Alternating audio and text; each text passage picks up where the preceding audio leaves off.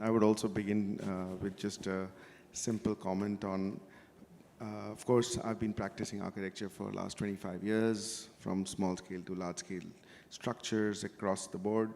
And Paul is a social scientist in design. And we've also been working together for more than 10 years. And so the whole idea was of the conversation being an open sharing of how we collaborate, or how in general in our design lives one needs to really make these complex projects of today, the complex realities of today, a more collaborative way of working, where he coming from a design perspective and me being a core architect, or from a practitioner to how he looks at the academics and the pedagogical level of the reality of the built environment. I think so that's the kind of the realm within which I would like this conversation to happen and then share with you all. Paul. Thank you, Sourabh, and thank you, organization, for having us and inviting us. We are extremely proud to be here. And thank you, audience, for coming. Yeah, we sort of had a pre-conversation over coffee just now, and we said this is the kind of conversation that we would like to put on stage, if that's entirely possible, because the environment, of course, affects your behavior. And when you sit at a table with a coffee without an audience, you talk differently than when you sit on a stage with a bottle of water and with an audience there who wants to be entertained, who wants to learn something, who wants to overhear an interesting conversation. So that, of course, affects the way we talk. But nevertheless, we hope to make this conversation as, I would say, informal and enlightening as it can be. Let's see if that works. I read a little bit about this. I was fascinated by this concept of mindful megastructures. On one hand, I wasn't so familiar with the concept of megastructures, but I understand that that's very much about the larger scale, or the larger than life scale, that architects and potentially also engineers can conceive for the world, but maybe also for the outer space. I found many examples of intergalactic constructs that thinkers, writers, and engineers have come up with that potentially, make our futures more interesting and more energy rich, or as an escape from this planet, right? At some stage, people feel that we need to escape this planet because it's no longer livable. I don't want to be too pessimistic here, but let's see how it unfolds. But on the other hand, the beautiful contrast with the word mindful. So that suddenly brings the megastructure into the human scale and the human space, and that's where I feel more comfortable. And, well, we were hoping to have a conversation about how to bridge these two worlds. So my first question to Sourabh would be, in your daily practice, and maybe you can give an example, for example, the work you did for Agra, for the Taj Mahal environments. How did you deal with the mega structure of a city, of a planning, and the local, more human scale of walking around in a place like that? And you worked with designers there, as you told me. No, absolutely. I think it was one of those really fun projects where you were constantly learning on ground, and it was clear that a project at that scale or at that level needed intervention at every level. And I think for us, architecture is really not just this whole idea of the traditional definition of act of building buildings. So it's really also kind of going back to looking at what a project needs, a place needs, looking at the larger context, and then understand what you really, really need to build. So I would actually say currently a lot of the office is engaged in building a lot in nature in the state of Meghalaya. And my constant struggle there with the clients, which is actually very counterproductive to the practice, honestly, is how to build less. And so in Agra, like you asked, it was very clear that every solution cannot be architectural. And so we really brought in people who had really played or dwelled with this reality of looking at projects which were touristic, which were international, which were these large scale, and how they are perceived in the world. And so it was an honor to work with designers who understood the behavior and what it meant to be in that space to come in. I mean, we always called it addressing Agra. It wasn't really a project to build around Taj Mahal. And then bring in every possible field and reality of design together, where of course the architects were also curating it, but also playing a small part in it. So for us, it's been always important to break a mega challenge, a mega structure, a city structure or a building, to really kind of pull it down to some of its basic nuts and bolts, bring in the right team, not claim to be able to do it all, because these are realities you want to be very careful with. I always say, in design, especially in design of public or mega structures, restraint and responsibility becomes really, really key. And so how to bring the right mix of people is always really, really important. So in fact, I would say how I look at behavior of a space, 15 years, 20 years back, that was my research topic in life, where I was talking about behavior of streets, how Indian streets, Indian spaces changed their behavior from morning to night or through seasons or through different kinds of experiences. How do you see the idea of behavior? That's very interesting. In the previous conversation, they were talking about impacts at many levels, right? So these days we are asking ourselves as designers and probably also as architects, I will bring that one back to you in a minute. We are asking ourselves, how can we contribute to the major societal challenges or transitions, as we often call them, that we are facing in energy, climate, healthcare, you name it. And what role do designers have to play here? I've seen over the many years that I've been teacher in Delft that design has really shifted from primarily serving the industry and making pretty products. And I've played a big role in that movement by doing a lot of research on aesthetics. So I've helped all these designers to create products people love to use, which is fine.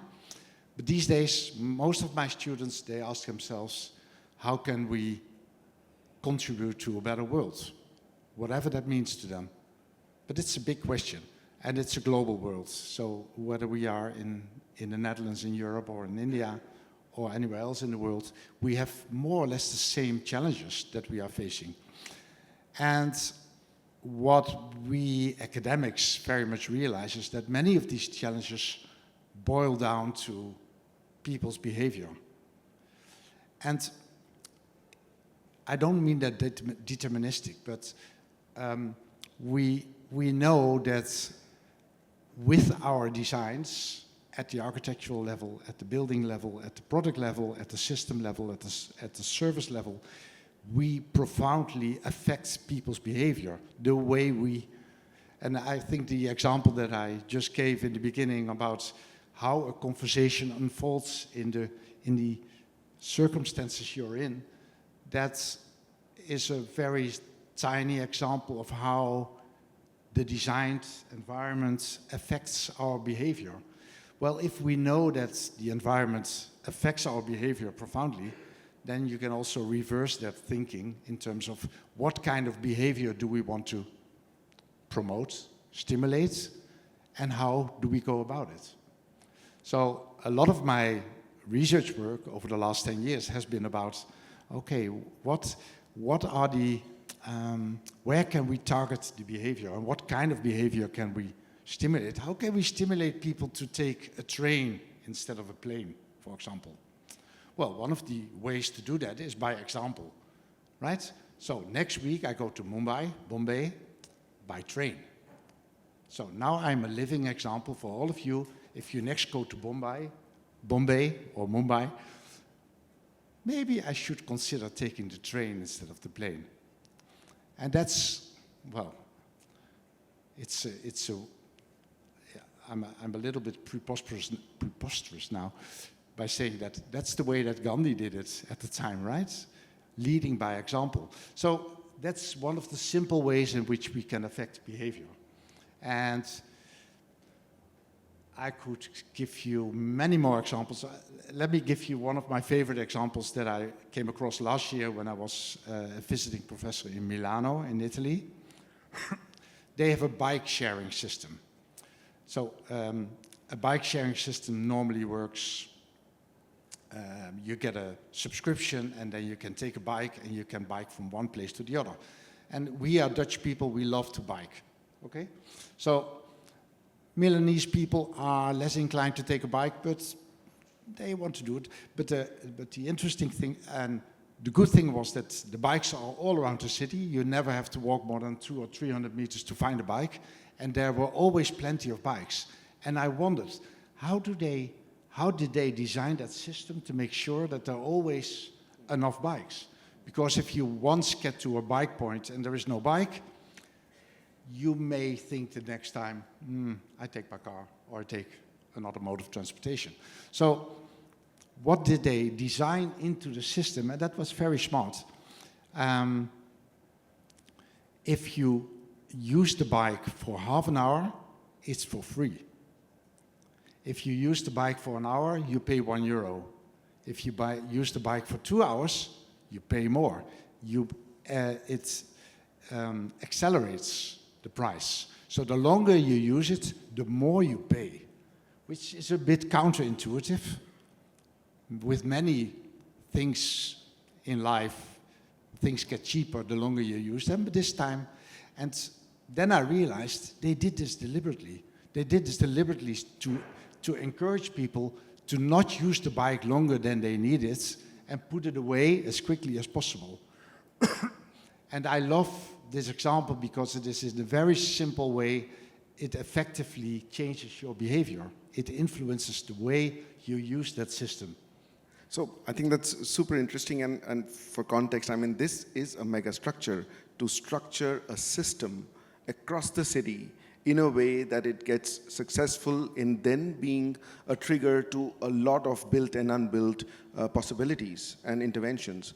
The question there is, Paul, then, how does one transcend into these realities when you're talking of, as it is, a complex project or a nature of intervention which is mega in its build, but can actually change directions, can change possibilities completely, had one being able to address possibilities and mega systems like these, which typically for most of us, a lot of us probably here who practice, feel it's way beyond their scope of work or their circle of influence. Yeah, the way I understood your question is, how do we relate that human behavioral level to the level of the megastructure, which is, I think, the main topic of this conversation. So, and I very much realize that the level of the city planning, as you have been doing in Accra and as you have been doing at many places in India, the level of the buildings and the level of the systems, such as a bike system, and the level of the, let's say, the objects that form the environment, whether it's a pavement or a signage system or whatever, they all need to interconnect. So this collaboration where the one informs the other and influences the other, that's crucial. And I don't see that a lot yet. So I'm passing the question back to you.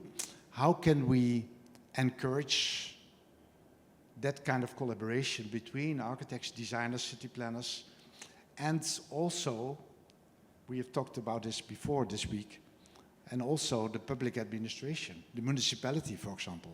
They need to play a big part in that conversation. No, absolutely. In fact, I was having a conversation outside with a young budding architect, and I was telling that uh, it's actually very similar to what Ingrid and Chaya were talking yesterday, how architects need to position themselves almost like politicians who have to negotiate at every level, and most importantly, negotiate the counter-intuitive reality of just going there to build. We have to first really step back to understand the system, understand the project, understand the real project, which is not just a problem, but a great opportunity. And in that, understand that the build is actually not necessarily the most important part or the first part. And I think if that can be taken as a brief, if that can be understood as a reality, then you will start questioning the systems and potential ways that humans behave in that system, and then probably the way you design those envelopes or those spaces. But I think maybe the pivot on this is that I know you have a lot of work around emotion, about human emotion, and maybe if one understood that reality and addressed this entire pivot, and I'm still wearing the hat of the architect, how do you see that playing a part and potentially in the decision making to be able to kind of churn a certain attitude towards addressing these megastructures? Wow. Yeah, I, I almost tend to give a lecture now, but I won't. I won't, because I don't know. I don't know what exactly that interplay should be, the relationship should be, and I think we are exploring it already for many years, and I hope we keep on exploring it in the next decades. But I've very much realized that these megastructures, if you look at them and how, and they have been there for many decades, right? And many big architects before you have built these megastructures or have attempted to do it. And the primary emotional response of us people to a megastructure is awe. Awe, right? And that's fine, that's great, because awe is a very good entry into transformation. You need to have an experience of awe before you can get into the question or the introspection or the reflection that you need to transform your way of life. And ultimately, that's what we are looking for, right? Ways to transform people's way of life, way to transform people's, maybe to transform the way we live together. And so in that sense, a megastructure at its mega level is a perfect entry into the next level. So maybe, I'm not sure, but I would love to hear your opinion about this. Do we need to start at the mega level and then slowly regress to the, let's say, the more local human level, the small scale? Or can we also start at the small scale and then build up, scale up to the megastructure? Yeah, I feel it becomes incredibly interesting when it's megastructures, when are large structures. Obviously, one starts imagining that that structure is larger than life and so needs to be addressed first. But I completely understand the reality of, especially today, in today's reality of being able to build carefully, to how bring that mindfulness in that megastructure. And so for me, it's really important to also understand how you want to shift the direction of the way people use it. So I'm maybe bringing it back from emotion to behavior in a way, but how you want that shift of behavior to happen by your intervention. So again, you need to get back to the basics of what do you want to make and what do you want to change. It cannot be that the exercise is about a pretty and a functional system that potentially can have an identity. I think we need to go 2 steps back to first say, what's the responsibility and your response to today's context of how to move forward? So my typical learning, for example, very recently we've been working on projects with some of these energy engineers. And there I realize how it's almost most critical to understand how we can change human behavior, and they had this beautiful term of healthy discomfort. Now, what is that discomfort that we are all ready to live with in a healthy way, in a simple way that we can accept? I don't understand this absolute need or affinity to being super comfortable or super convenient. But I think there is this real beauty in understanding, especially in public spaces, especially in these larger realities, how to make people change or question that healthy discomfort. I mean, I always tell clients, if you're building something for 365 days, focus on the 350 or the 330. Focus on those days and don't design or don't ask for things across. Get that clarity. Similarly, if you're asking a public to be able to do something, I mean, you just gave this most beautiful example of, I mean, in Europe, it's almost fly shaming, right? If you can have the infrastructure, which I believe we are all getting geared up to, can we have the inconvenience of using a train and at least looking at that as a possibility? Similarly, how walking those extra few meters or those extra few minutes can actually help solve a larger issue, which is energy, which is consumption, which is a pure abuse of technology, I would say, if you just don't question it. So to me, it's really about also making people behave in a certain way by inducing a certain amount of system, from a biking to a train, to also using play with material and form, also to play with light, to be able to bring that comfort in a certain way, to bring that direction in your space making or in your design exercise, where you start actually nudging people to do things differently. Maybe a prettier station and an easier bike stand is going to make it happen. So those are all interventions in trying to shift the society. So I think that's where I would start. Yeah, it's beautiful. And I know that you are now working on the Delhi railway station, or with Archohm.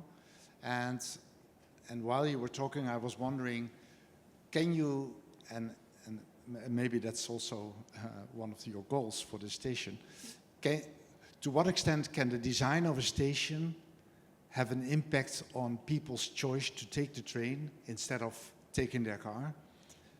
And is that a leading thought in your design of that station? Because it plays a huge impact, potentially, on the choices that people in Delhi make as to their mode of transportation, right? As the example of the bike sharing system in Milano, and you see it all around the world. But biking is not the most common mode of transportation here in Delhi, I've noticed. I wonder why.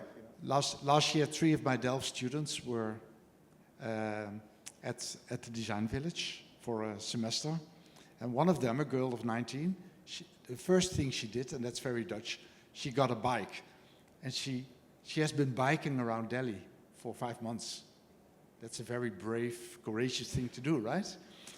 And not many of you will probably do it, but she survived. She's back in the Netherlands now. So bringing that question back to you, to what extent can you design a station in such a way, and what kind of considerations do you need to make in order to make it not only a possibility, but also a very attractive possibility to change people's... Yeah, this is the crazy thing about courage, right? Very fine line between being stupid and successful. So like she survived, I hope we do too, because we definitely are going through a grind on our share of courage in trying to address this. So anyways, so coming to the station specifically, we totally are looking at it like a city. We're not really looking at it as a building. It's really a city, a place to come together, and rather than it being a problem, or rather than it being this no option solution that I need to catch the trains or have to go through that pain, to actually becoming a very pleasant experience, a very kind of logical experience of people coming together. So one is to bring in all the systems of transport into the city, that's one. Second is to be able to make it extremely loud, over-communicated, over-visible, that they all coexist. So this whole reality of orientation, in India, people, when we started studying these railway stations, it was something very new to us as well. We had very limited experience of doing some metro stuff in Mumbai, but the first thing I did was really to look at first-hand experience of what we've been through personally, then taking the teams out to the deeps of China to understand the scale, or to all parts of especially the Netherlands, because I feel they've really got it right with their density of rail network, the fact that public transport is just so beautifully celebrated there. So looked at all these realities to then understand that it was really about changing the image of how people looked at railway stations. It's really crazy that people just go there because they just don't have an option. It's like in the beginning in Taj Mahal, people used to go through that old city only because there was no alternative. And now they actually hang around that city and really enjoy the peripheral realities to not just going for the object, but the larger experience. And that's really the motivation and the decision making there, that in the railway station, we really are trying to make it a city, constantly thinking how people can actually meet there. People can actually bring the city together, how that city bridges. So, we have a funny tagline saying that how railway stations have connected cities in the country, railway systems, can the railway station connect the city, can actually bring people together rather than it being this melting point of chaos. And that's really been the ambition, and architecture is really just one of the 100 interventions one needs to do there. So the system thinking being one, kind of conceptually looking at it, is another. Behavioral sciences, we need people like you, scientists like you, to really come in and put in together. I'll give you a simple example, which is completely non-architectural. When we studied the ethnographics of who are the people, it's really a gateway to the city. A lot of people come from villages with all kinds of sizes and shapes of luggage. For them, this is the gateway, their first entry into a city like Delhi, a megapolis like Delhi. And they can't read and write. A lot of them can't potentially even read number systems. So we've color-coded platforms. Now, this cannot come as a purview of an architect necessarily. This comes through system thinking. So there is a lot of interventions that need to be planned to make that project successful. And a lot of that is breaking down this mega challenge into different realities and addressing them in an extremely collaborative way. Right. What I also realize now is that often as an architect or as a designer, you are dealing with, to some extent, with the world as it already is designed, right? So your Delhi railway station is positioned in a city we call Delhi that has all these characteristics and this culture and this, the realities of Delhi, right? So there's only so much you can do. And I was just looking at a picture of Chandigarh, and we can look at Brasilia. There are more cities around the world that have almost been designed from scratch. Mm-hmm. And I was wondering, wouldn't it be great if we could just redesign the whole world again? And where would you start, my dear Sourabh? Wow, this needs more than the 15 minutes of conversation. Yeah, but exactly. Well, yeah, but I think I always say architecture, maybe I need to say design, is at that point of time is a pure reflection of society.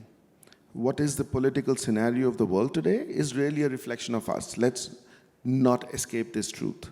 So architecture, design, urbanity, a larger reality of today is really a pure reflection of us as a society, maybe across 50 to 100 years, may not, you don't need to measure it every 10 years, but that's the truth. So to me, if one had to really redesign, it's the shift. I don't think you can make a paradigm shift from today and destroy everything and restart, but I think the nudges and the shifts that, okay, more of these kinds of realities, how people potentially do not immigrate, do not migrate into big cities, how smaller towns are probably more comfortable, more cleaner, more friendly. I think tech is bringing in a lot. So I think a lot can be done by embracing AI. I think that will impact the way we live, we work in the future. So I think we almost need people at your level to understand and kind of change that trajectory, nudge that movement to better city making. That's wonderful. Yeah, and we both, of course, very much understand and at the same time are intimidated by the fact that all these different elements are related. The political system, the economic system, the behavior of people, the cultural heritage that we bring with us, all of that is intertwined, is interconnected, and we need to navigate those interrelations, right? And that makes it so incredibly complex, but also incredibly interesting. And the point that you just made, also referring to tech and AI, is that the only thing that we always need to do is take responsibility. I think that's a crucial term. You see it, by the way, on all the billboards in Delhi now with the AI and impact event that's going on. They use that same term, right? When it comes to impact, it's about responsible thing, because the impact, and that's what we now almost can conclude, the impact of the architects and the designers on the way we lead our lives, and therefore on the way we live together as social human beings, and the way we handle our planet and preserve our planet also for the next generations, that comes with a huge responsibility. And well, before we get into the responsibility, I don't want this audience to not get this one most juicy reality from you. He has spent years and years on the whole idea of aesthetics. And I do not wish to not have this on the table, that what is that sense, that human behavior perspective to aesthetics, maybe with the realm of the conversation today of the image of a city or image of a culture or society or image of just a structure, a megastructure. We only have 11 minutes. And I wanted to make a beautiful bridge to something else, but okay, let me quickly say this about aesthetics. If there's one thing I found out after 25 years of doing research on aesthetics, on beauty, it's that beauty is never in the objects as such. It's not there. Beauty is in the relation between you and, let's say, the artifact. It can be a product, a building, a system, whatever. And one of the most, and there are a number of principles governing that relationship. And you can read my work if you want to hear more. But the one most important principle for all designers, architects and designers alike, is the principle of MEM, which is maximum effect for minimal means. And that brings the responsibility back into the equation, because that basically says we as designers, as architects, we should always aim to have a maximum responsible effect, I would add, in terms of it will do, it will preserve, it will make the less use of natural resources like materials or energy. It will be as contextual as possible. It will be as pleasant as possible for people to use, all simultaneously with minimal resources, the minimal means. And that's if a building or a city or a megastructure of any kind obeys to that rule, we will experience it. We will experience it as a pleasant and beautiful megastructure. So I would say keep this rule or this principle, this law in mind, because that law, and I can talk about that for hours, and I won't, because this law is very much rooted in human nature. And human nature is the best informer of anything we can do. And that brings me back to the last topic of our conversation, the school we started many years ago, the Design Village in Noida. And that's a school where I think we try to train the designers, the next generation of designers, to be responsible designers who are very much aware. Awareness is one of the main values that we bring to the school. And to train designers that nothing that they do is innocent. Everything they do has an impact, has an effect on people and society at large, and the planet at large. And if you have that awareness, you can act upon it, and then you can be a responsible designer. So, but the heritage of all that, of that full school is, of course, the vision that Sourabh had like 15 years ago when we started all this. And I'm very curious to hear now from you. You had a successful architecture practice. You still have a successful architecture practice, but somehow, for some reason, you thought it was the best thing for the country to start a design school next to the architecture practice, literally and figuratively. Why was that? Okay, this is a little out of script, but I'll give it a shot. At that time, and whenever I saw gaps in solutions, gaps in what the client thought they needed, or the biggest gap on a team that could address these challenges, it always came back to the fact that A, we are not thinking right, and B, we are not equipped enough to think right. I had no clue what the right is, and I had pretty much no clue how to get this right. But I knew one thing, that for me it's always dream the dream, and if in doubt, just do. And so went ahead with trying to figure what does it take to make this happen, which is fundamentally make right choices or get the right direction, and specifically for the country at that point, which could then impact back to me in the office. I had no idea that it's a design school of a certain nature or an architecture practice going places. It really was an exploration. I just knew that there is a certain way I want to responsibly think this through and have a bunch of people who believe in this reality of addressing this acute challenge in India, if education, that can actually fix things. And then, of course, the magic happened of meeting you and interacting and seeing so much commonality in the way we were trying to use a lens which was not colored yet, which was going 5 steps back always before going forward, and then trying to have this ambition to redraw and re-understand practically the definition of design to then move forward. And with very little, if at all, challenge of time and money into the frame. First, the idea was to get this right. And I think that's where the whole beautiful dream of the Design Village just happened. It was totally not curated, totally not planned.